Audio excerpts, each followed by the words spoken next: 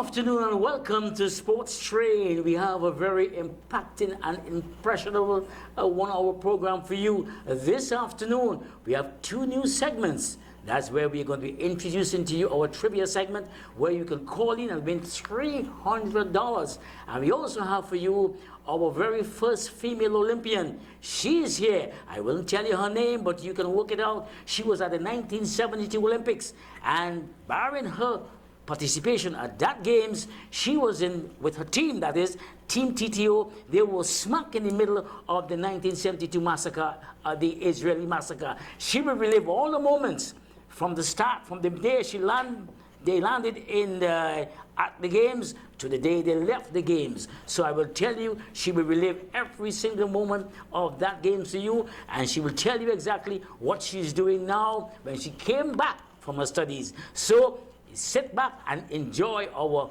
sports trade. It is going all over the country, so sit back and enjoy it. Let me bring into you now my fellow co-host, Riza Abasali. Riza, tell us more about today's program. Oh, thank you so much, Astel. And this is going to be a very impactful program here this evening, folks. You tuned in at our live broadcast here from our studios in Digo Martin. So again, Blazer Sports Bar, thank you, and Docks Engineering Works, we want to thank you, and Royads Publishing Company Limited, Macoya Estate in Macoya, and stay tuned for that $300 cash prize.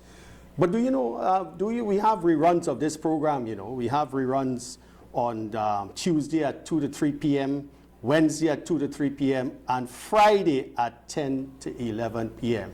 So put that in your calendar. But Astel, you know, last week we want to start.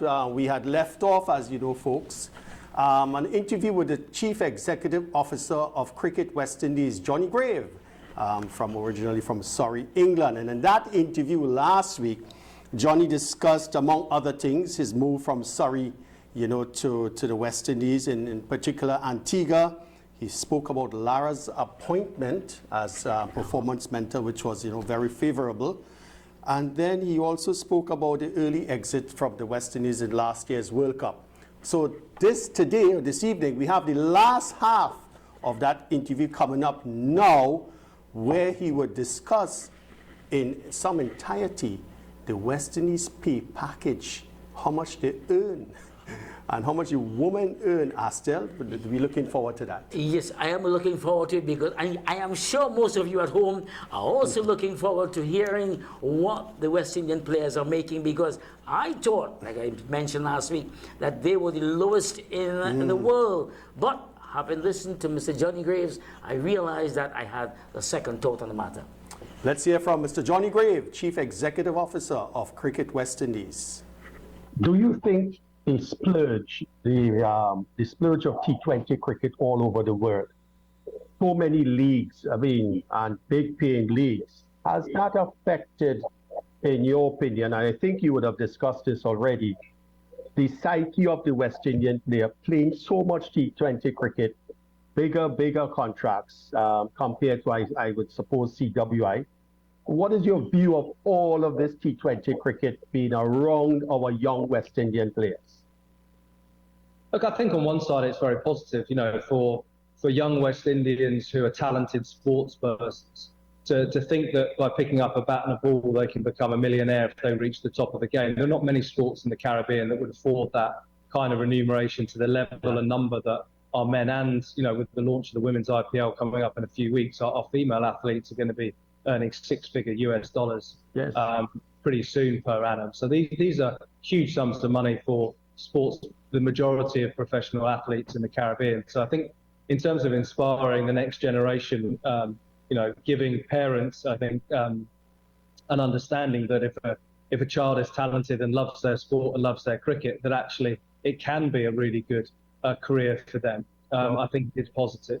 I think we all know that in the heyday of West Indies cricket, a lot of their professionalism came from playing 6 months of county cricket in England. Correct. And therefore, I think in playing in these elite T20 tournaments, it does mean when you look at particularly our white ball players, they're playing almost non-stop cricket, which has benefits because they're always active and they're learning and developing their games. But it has negatives in terms of when do they actually get a rest, both mentally and physically, so that when they play for the West Indies, or particularly when they play in World Cups, that they're peaking, they're not burnt out. Right. But I think probably tactically, and it's something that Jimmy and Brian are acutely aware of, is that West Indians, when they play in franchise leagues, don't necessarily play in the same role that they would play when they play for the West Indies. And therefore, if you're asked to play for an elite franchise as a batting number 6, finishing the final few overs and just having the freedom to hit sixes, it's a very different ask to opening the innings, or playing in a power play, or playing in those middle overs where you've got to rotate strike and maybe scores in 1s and 2s rather than 4s and 6s. So it has benefits, but also we have to understand and work very closely with the Caribbean Premier League to make sure that when our players are playing in the region, they're really trying to play, particularly in T20 cricket and one-day cricket, in the role that we want them playing, or our selection panel see them playing when they play in the West Indies, so that when we ask them to bowl at the death, open the batting, bat in the middle overs, they've got confidence and an understanding of how they can adapt their games to those situations. Great. For the period July 1st, 2022 to 30th of June 2023, 36 players, 18 men and 18 women, were offered retainer contracts through CWI. Now, the value of these contracts, it may not, of course, be competitive with those big leagues, but I assume it's probably up to, in terms of the tier system, grade A, B, C, is it competitive? You could tell us a bit about that remuneration package?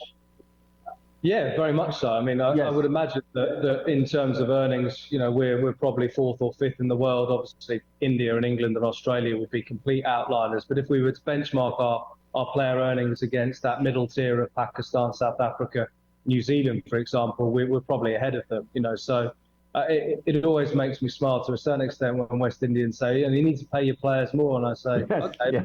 You do realise that West Indies alone would be paying a number of players over $500,000 a year when you include the Caribbean Premier League earnings. And yes, they're sometimes a bit surprised because, it is their central retainers contracts. They also get match fees. They also get their CPL earnings. And when you aggregate all of that, our female athletes can earn, almost, $100,000 and our men are $500,000. Yes. So, whilst they're the top earners, I don't think people necessarily understand the sums of money. And as you rightly say, there are now leagues that will offer that to our players for 4 weeks' work. So in that respect, we're not competing. But the other thing is that we don't stop these earnings or pause these earnings when they go for leagues. We still continue to pay them on a monthly basis, even when they're plying their trade around the world. So, and they get their full-time medical health care coverage and other benefits from us in terms of their provident funds and everything else. So, look, I think we pay what we can afford because we've got a collective bargaining agreement with WIPA. We pay 26% of our revenue to our players in our system, and that's pretty consistent with the other major test play nations in the world. And, I certainly wouldn't, whilst we'd all love to pay players more and they are our biggest asset, we've also got to recognise that, we've got a huge responsibility to all the game, and that's the grassroots, the participation, the schools programs, the territorial boards and the facilities. And yes, we've got to work with our governments. Yes, we've got to work with the private sector and with our territorial boards and local associations to build the game. But, we as the governing body have to be responsible and make sure that we're trying to fund as much as we can, as evenly as we can, all parts of the game to make sure that, it's thriving in the long term. Yes. Jordan, we're coming down to the end of it. I just wanted to touch on the IPL. And other, of course, franchises. Last year, I totaled the amount of the salaries that the 17 West Indian players who were contracted in the IPL.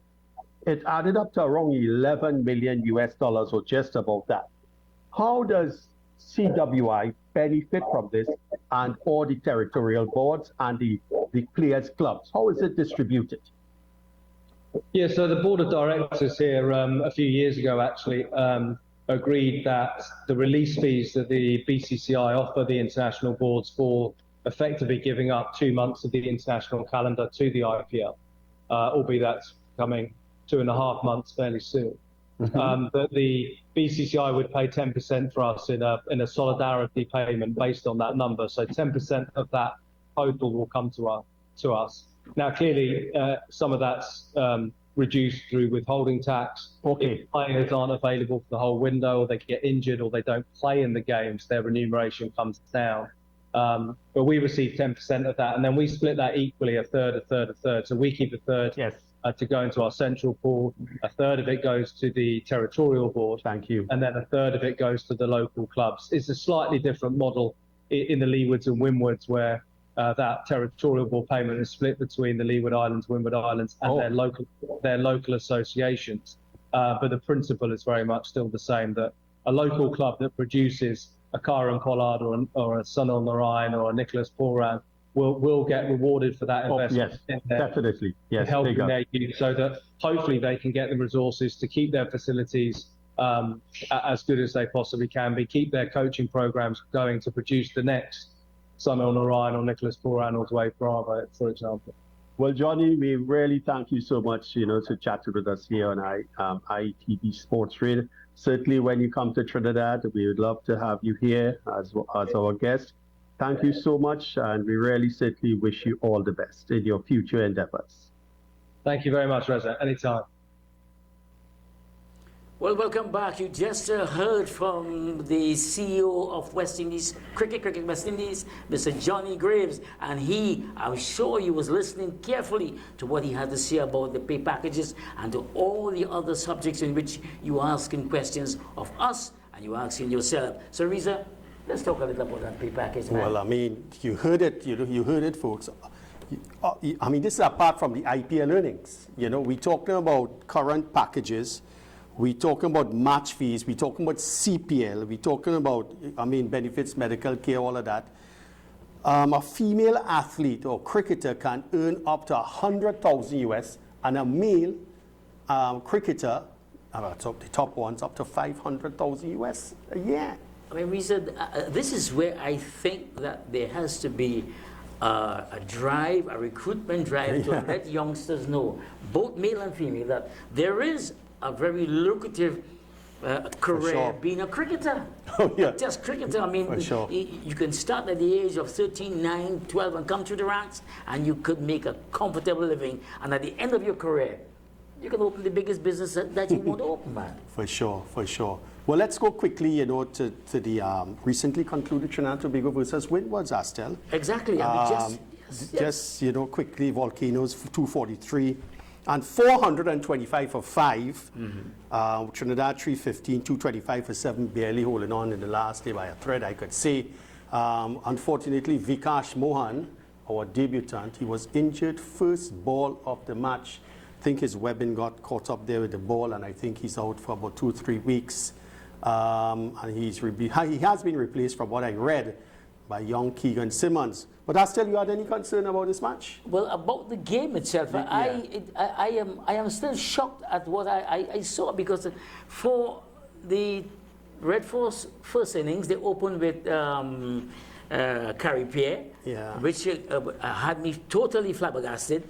And then the second innings, they went even further into the mire, and they opened with Uthman Mohammed. I don't know what is happening, but I believe that David Furlong knows his cricket, and Bravo knows his cricket. But even said the players are very enthusiastic and they're very excited that they want to go out and play. There must be checks and balances. Hey, I'm not going to open my innings, seeing that I've lost one player already, with a number 9 batsman or a number 10 batsman, because once the opening batsman goes early, I am 2 wickets down, Correct. I am 2 wickets down. It means that it makes the job a little easier for the opposing team to bowl us out, and we just held on to draw the game. That is my concern. Well, I noticed there in the second innings, where the Windward scored 425, the spinners bowled 74 overs out of 113 overs, and Uthman himself, he only bowled 9 overs. But well, in that case, Bravo must have told himself there's nothing there for the fast bowlers. But I don't share the view. I believe if you're good if you're a good fast bowler, if you're a good spinner, you can at least contain the batsman, you can at least use the seam of the ball, use the brain that God has given you to at least work out how you're going to bowl against the opposing team. Because they scored 400 and one man got 192. Yes, Kimani Milias, the young boy from St. Lucia, former West Indies under-19 youth captain back in 2020, I believe. But still something interesting here with the Veterans Footballers Foundation of TNT, which I'm sure you're familiar with. Correct. Yes. Selby Brown is the president. Yes. And the excellent man. A good initiative is the capability to facilitate rebuilding of community sport via the return of community competition and leagues throughout the Republic, something I'm sure you would endorse. Yes, I endorse that 100% because that's the way in which local football, TNT football, gained momentum and was built from the communities. And that is where we got the Alvin Connealy, Kelvin Barassa, the Lincoln Phillips. Yeah. All the players came through the rank. Last week we featured Boggy Haynes. He came through that system. And I believe Selby Brown and they are onto something very good when they have decided to go back to the communities. And it's there you're going to build the communities, get players, and you're going to have people coming from the communities to look at the football, to those crowds that has disappeared from local football. They will return because when you have teams from Mayaro, Guayari, Arima, Port of Spain, San Fernando coming, fans will also come in the bus loads, they'll come in cars, they'll come to see their heroes, their local heroes, and I believe Selby Brown and they are onto something good. Great, man. Well, I just want to add, before we go off, is that the Premier League, I think Angus Eve and his bunch will be the restart of local football, local professional football. I believe tomorrow they're going to be launching the Premier League, and where the announcement of the teams and the amount of money, the winners' prizes will be announced tomorrow, that local footballers will be given a chance to return, to make an earning, to have an earning, and to really get themselves ready for World Cup qualifiers and for CONCACAF qualifiers. Wonderful, wonderful. Well, let's take our first break. And when we come back, Rising Stars. Stay tuned to IETV Sports Stream.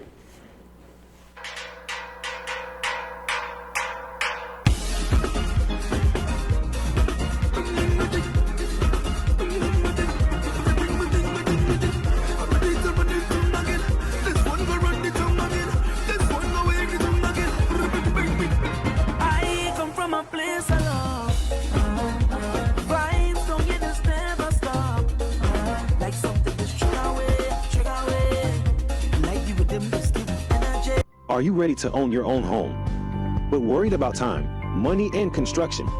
We handle it all. With Docs, you can sleep in your dream. Make a down payment of $100K or $150K, and we'll build a 2 or 3 bedroom home on your unused land. A home is an investment into your future, so let's help you invest wise, invest well. Payment plans available. We're only a call away.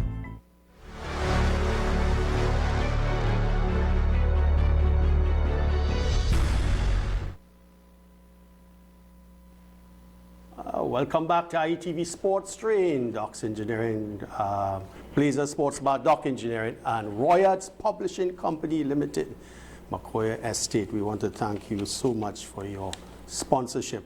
Well, that's still our rising star, which of course you're quite familiar with, a former kickboxer, from what I'm reading here. Yes, former kickboxer. Tiana Guys, probably in her mid-20s. I'm seeing here 2017 National Boxing Champion in the 64 kilogram category. Yes, I'm seeing here bronze medalist at the 2018 Women's Continental Championships. Correct, yes. So, I mean, it looks quite interesting. Let's hear what you have to say about Tiana. Yeah, well, as you said before, I mean, Tiana became the first female boxer to go to the Commonwealth Games. Yeah. She did her first there, and she did extremely well. I mean, she fought well, and she's just 26 years old. I mean, she's at this present time when I spoke with her, she is in Morocco. She had a camp in Miami, spent 2 weeks in Miami, and then they went on to Morocco because there's a qualifying tournament for the Olympic Games and for other games coming up. So she's out there in Morocco, and she decided to give us some time and tell us exactly what she's doing. So let's go straight to the clip and hear what Tiana Guy has to say.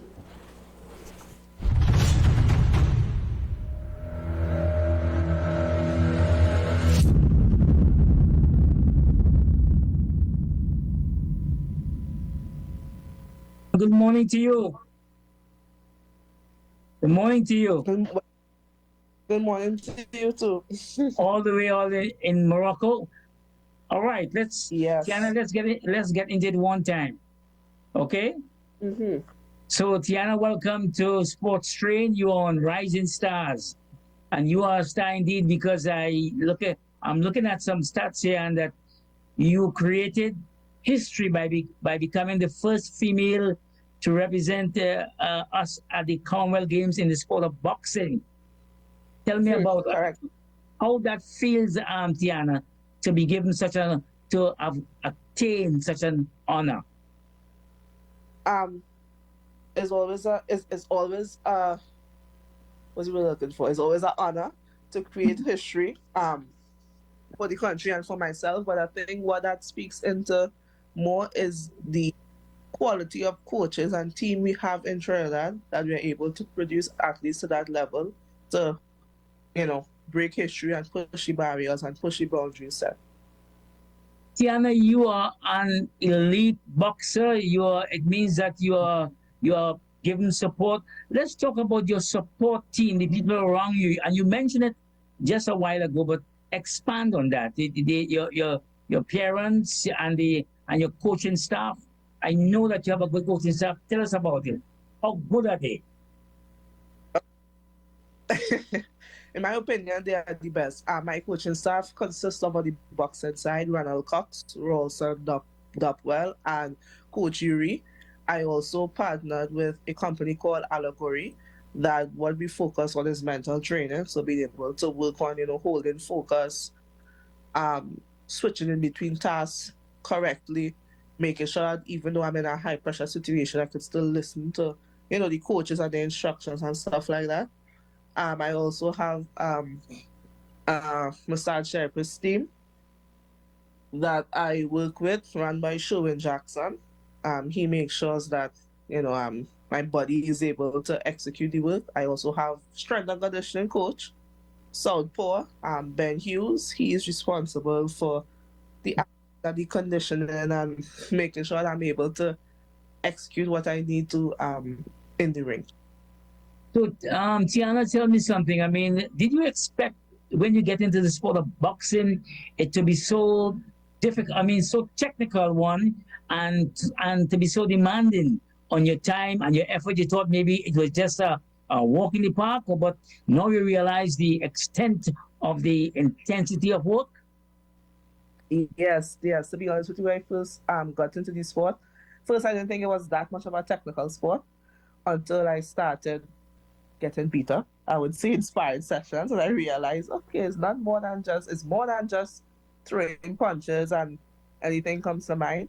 When I entered my first World Championships, to be honest with you, I was 100% convinced I was going to be a world champion at that day. That was my first World Championships. I had like 5 fights. I was like, yeah, these girls, they're not to my level. Until when I got there, I saw the standard the world is at. I was like, oh, this is pretty tough. It's a pretty demanding and difficult sport.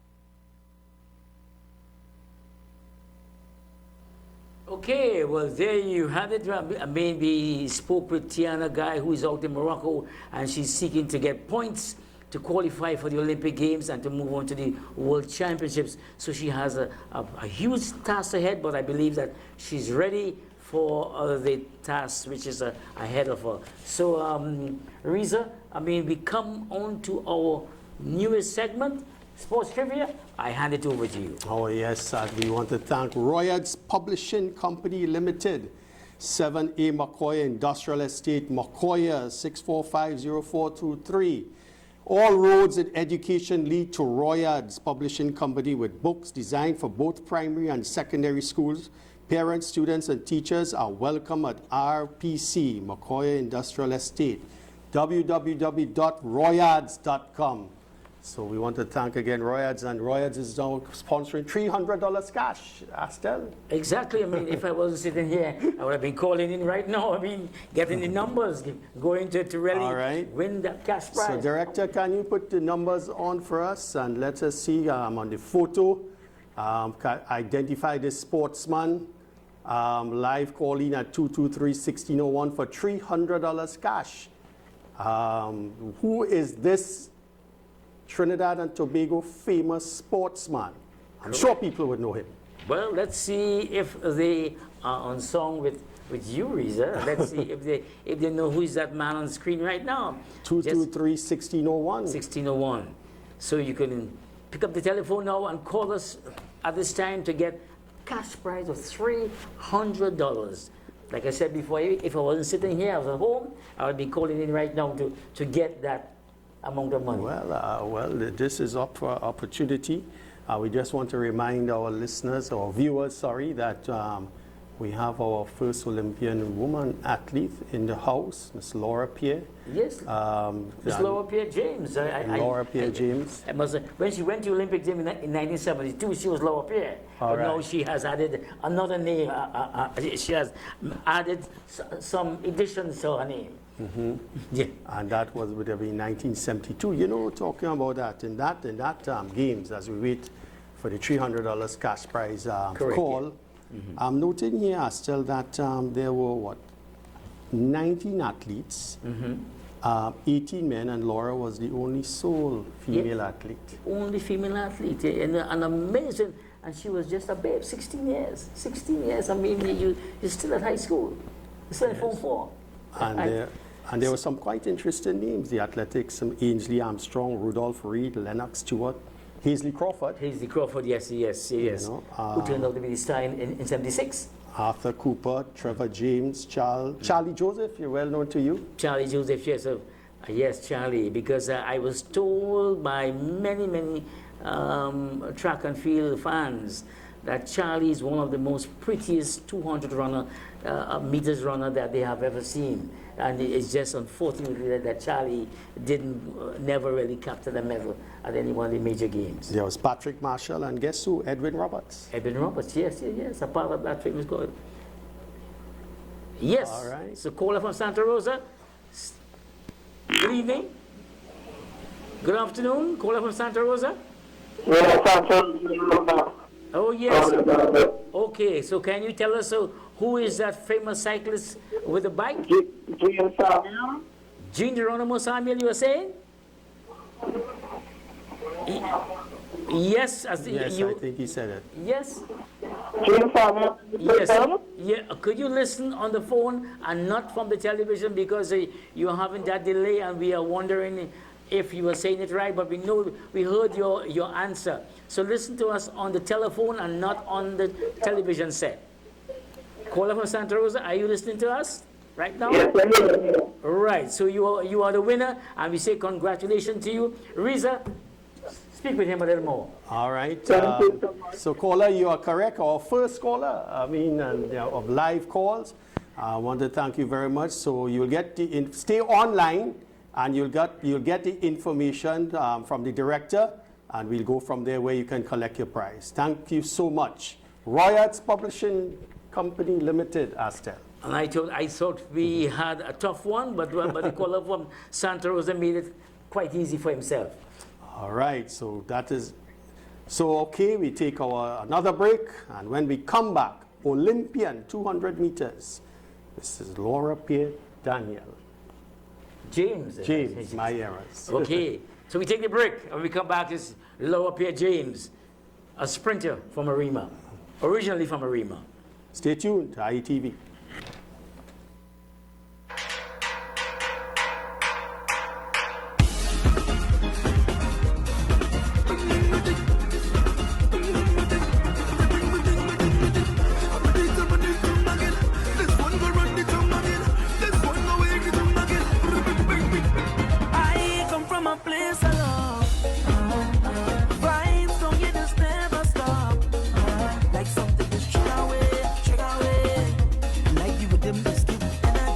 Are you ready to own your own home, but worried about time, money, and construction? We handle it all. With Docs, you can sleep in your dream. Make a down payment of $100K or $150K, and we'll build a 2 or 3 bedroom home on your unused land. A home is an investment into your future, so let's help you invest wise, invest well. Payment plans available. We're only a call away. My name is Riza Abasali. My name is Astil Ren. This is Sports Train. Get on board. Join us every Sunday afternoon for a 1 hour long live program on ITV, your station for real sports. That's victory for the West Indies, and Sheldon Cottrell has done it. And we have some interesting features, such as Great moments in West Indian cricket. Rising stars. Where Are They Now? Our former sporting icons. Sports Train on ITV. Don't miss it.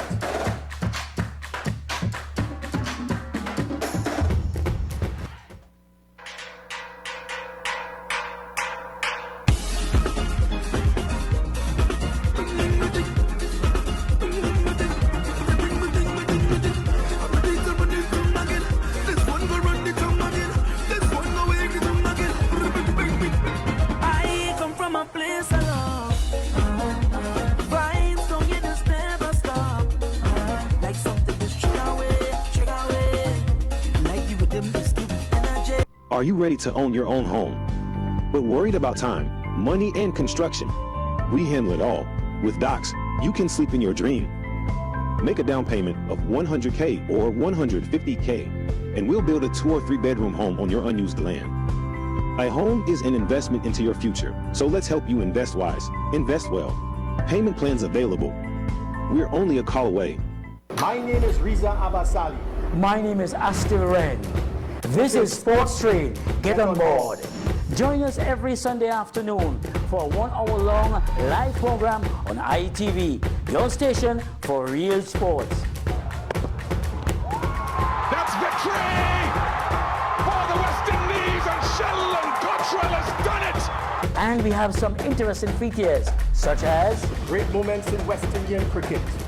Rising stars. Where Are They Now? Our former sporting icons. Sports Train on ITV. Don't miss it.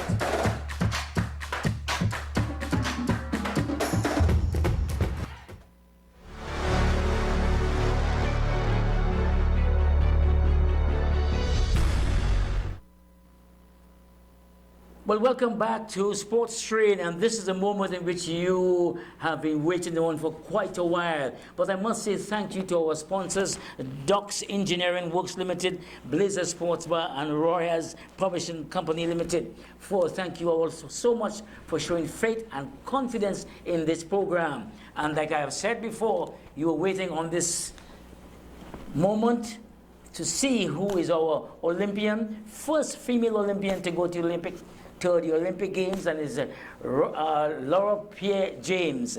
Laura, welcome to Sports Train. It's a pleasure having you, and I am excited to have you on set today because, I mean, after all these years, from 1972 to now, people are now seeing Laura Pierre back in person in Trinidad and Tobago. Laura, welcome to our studios down in Diego Martin, all the way here. Laura, what do you have to say? I mean, talk to your fans. It's an honor to be on your program, and it's an honor to be back home, living in Trinidad. Laura, I mean, you were just 16 years at the time when you made that journey to 1972. I mean, tell us about it. Relive to us what was going through your mind, because to me, you were big. Reliving my experience in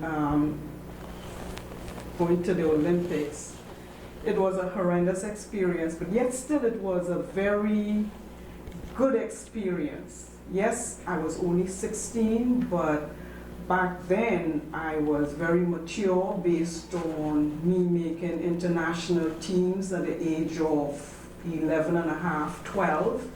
I visited a number of different countries. I broke a number of records. My experience ranged from running the 100 meters to the 400 meters at that time.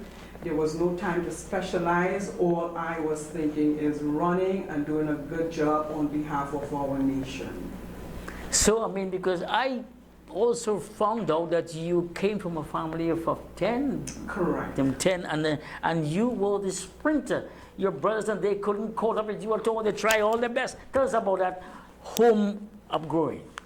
Well, coming up from a family of 10, it was a great experience for me because I had to find my way out. And how I did that was because my parents was very supportive, John and Veronica Pierre. They were very supportive of me, elevating myself. Despite the adversities in being raised with 9 siblings, with me in the middle. I told them from day one that there are things that I want to do in life. I didn't tell them that way because I had to watch myself and watch what I was saying at that point in time. But at a very young age, I recall we had animals. And I developed a liking for running because I had to go to the river and with my brothers, and we ran to the river, cut grass, bring the grass back. And after a while, I'm saying, this is great. So I took it upon myself to run all the way down to the river, which was about a mile or so, and ran back home. And I'm saying, wow, this is beginning to feel better and better each time I did it. So as time passed by, and my brothers and I decided to build a track behind our home. Wow. And we built a 250-meter track around some orange trees that my dad planted.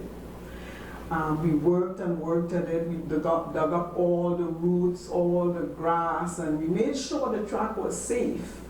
So now it came time for us to design the rules. We came up with rules. And the rules was that they gave me a certain distance where they have to catch me, and or they try to catch me. And so the rules was that we did that. And the big finale was the end of the race where we have to jump across this canal to the finish line. Well, as time grew by, a lot of them, my brothers and they didn't realize, or even myself didn't realize that as time goes by, you get in better shape. You get in better shape. So the 20 meters they gave me, they never caught me. And that's how it started. That's how it started. Yes. That's how my career started, with my brothers, pushing me along and taking me through it. But it was until I got into elementary school. Well, I was in elementary school. I was discovered also by Mr. John, Mr. Earl John. He discovered my talent early o'clock, and then he asked if I can to inform my parents that I can run, and there's a track club in Arima, which is Abilene now, and that was him approaching me. But then there was a teacher who also approached me asking me to learn how to play the piano. So I put it across to my parents. I was that forward with them. I put it across to my parents. And I said, I want to play the piano and I want to run track. They said, no, you cannot do both. You have to do one. So I decided to run track. And that, was a good thing. Mr. John discovered me, and after a while I got selected to be on the territorial sports. I ran in territorial sports. I did well. And Mr. Walker, who was my first coach, Cecil Walker, deceased, and Mr. John also deceased. Mr. Walker discovered that I had a lot of talent, and he pushed me to the edge. He pushed me to the edge at a very young age, which I mean, it was a good experience, but yet still I did not know what was happening to my body. I persevered and persevered. I recall during practice in the velodrome, it was not finished. It was not well developed for training. So we had to run on this stone path, mud path, barefooted. And sometimes when the stone and the debris get under your foot, it is very painful. So my parents were coming from a family of 10. You don't have all the amenities to go out there to practice in shoes. So but I pretty much move along, and I didn't listen to them because it was my foot that was aching. I see. My foot that was aching. You sold it on. So I ran my shoe out until there was holes at the bottom of the shoes, and I can go on and on and on. But the bottom line is that yes, there was a lot of sacrifice, and there was a lot of trying to blaze the trail during that period of time in my life, in my early life. Teresa, I'm going to bring you into the conversation now. I mean, what do you have to ask? Starting, I mean, building track behind her home. That's how it started. But Laura, I'm seeing here your resume too, and I would like to touch base with your school, your primary school, Arima Government. I'm supposing a lot of activities. Arima is a sport in the town. What did Arima Government present to you? Success. Yes. Success. If it was not for Mr. John discovering my talent, I was not going to be Trinidad and Tobago's first female Olympian. And what was very good about that period, he was not just someone who discovered me, he was also a mentor along with Mr. Cecil Walker, who ended up being my track coach. Great. At the age of 15, 16, to get onto the Olympic team in 1972, you went through some trials in the US. Could you tell us about that preparation? That preparation, during that period, because of us in Trinidad not having a track that was measured off to the correct standards, they sent a team of us to the US. Philadelphia is where we trained Edwin Roberts, who accommodated us during that time, and it was a good thing. Made us feel at home, so we had the trials at that time in Philadelphia. And from what I'm seeing here, you met the qualifying time. Yes, yes. I pretty much had to run again with males, which was not any huge.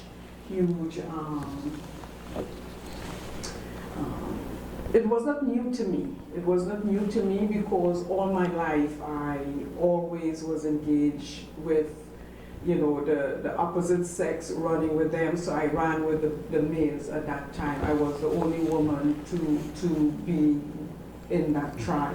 Right. Well, before I turn back to Astel, how, having been selected now to the 1972 Olympics in Munich, how did your community react? How did your family react to this wonderful news? They were elated. They were so happy that I made it. For the simple fact that they knew that I had a persevering attitude towards sports. I really liked sport. I was self-motivated. I woke up in the morning, and being a woman, woke up around 5 a.m. in the morning before school, went on the road, ran about a mile, ran back home. Brandon Bailey, strength coach, yes, weightlifter.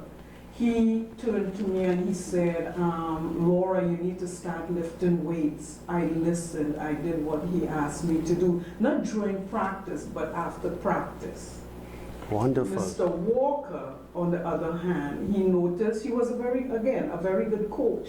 What he saw in me was the ability to do well, but there was something missing in my program, and he discovered it. It was that I was not eating well. So he decided that he was going to prepare a diet for me, and he got a hold of my parents and he told them what I should be eating, and from then my athletic career really elevated to the next level. So I still the dietary preparation, all of that, So constitute the budding top athlete. Very important indeed. I mean, and let's fast forward now, Laura, to you getting to Munich in 1972. I mean, fast forward, arriving there, what was the atmosphere like? I mean, when you arrived in Munich and for your first race, the first female athlete from this country representing Trinidad and Tobago, and I mean the whole of the Caribbean, you could say. What was it like? Well, leaving Trinidad was not. I was not thinking about making an Olympic team at the age of 16. My thing was loving track and field. My thing was doing well. I just love to see my name in the newspapers. When I walk everywhere, it was, oh, hi Laura, how are you doing? That kind of thing. But then again, I had to take my game, take it to the next level. And the next level was changing my training sessions to 2 or twice a day, meaning me self-motivated to go out there and get things done. The next part was to go to attend practice on a daily basis. Again, it was not designed, I was not looking at that, but once I got selected and my parents and everyone was happy, but they already knew that she can handle it because I had the support of them, and they felt comfortable with me making the team for a while there. Now, I don't know if you knew this, but there was a go between if we should send any athletes to, my age, or if they should hold us back, and the stories go on, but at the end of the day, it happened. Oh yes, and Laura, while you were at the 1972 Olympic Games, there was this Israeli massacre. Let's talk a little about it, because there were you, a youngster, very at tender age, and the Trinidad and Tobago team, the national team, they were smack in the middle of this thing. What was going through your mind and the team? How did you all cope at that time? Well, let's put it this way. It was a horrifying experience for me. First to begin, I did not have a chaperone. I was a lone woman on the team, a room by myself. When the massacre happened, a lot of things changed from blocking off the normal path on a daily basis where we walk to attend practices, to scheduling time for training, trying to communicate with coaches, trying to maneuver myself around in every way possible.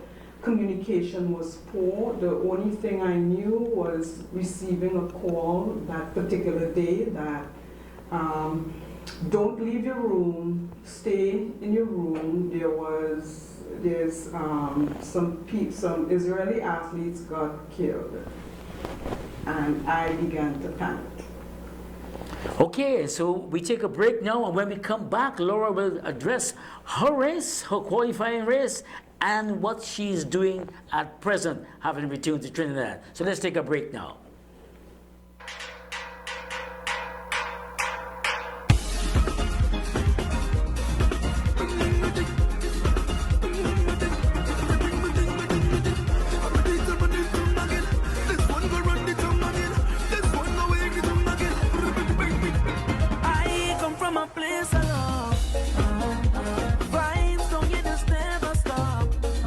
Like something that's trigger away, like you with them.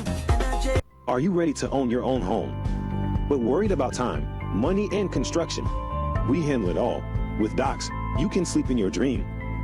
Make a down payment of $100K or $150K, and we'll build a 2 or 3 bedroom home on your unused land. A home is an investment into your future, so let's help you invest wise, invest well. Payment plans available. We're only a call away.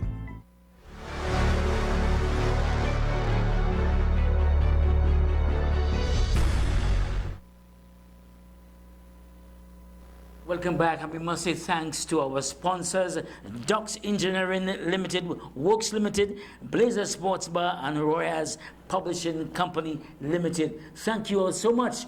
And before we go to the break, we are talking with an Olympian, Laura Pierre, the first woman to run for this country at any Olympic Games. And she was addressing the problem, or she was looking at some of the obstacles and hindrances the team faced during that 1972 Israeli massacre. So Laura, let's talk a little about that, your first race, your first qualifying race, and I believe Reza has a special for us. Reza, tell us about that special. Oh yes, definitely. Astel, before we go into the race quickly, we had 9, of course, athletic members, male. We had 6 cycling.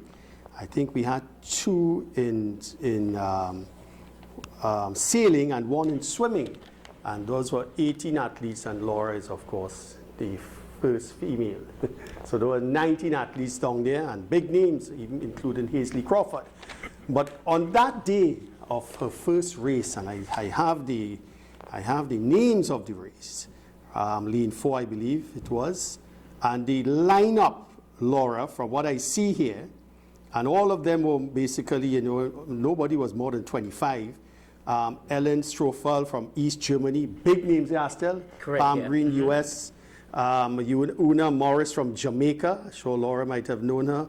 Wilmy from Finland, Mosani from Uganda, Laura Pierre from TNT, and Gleskova from Czechoslovakia.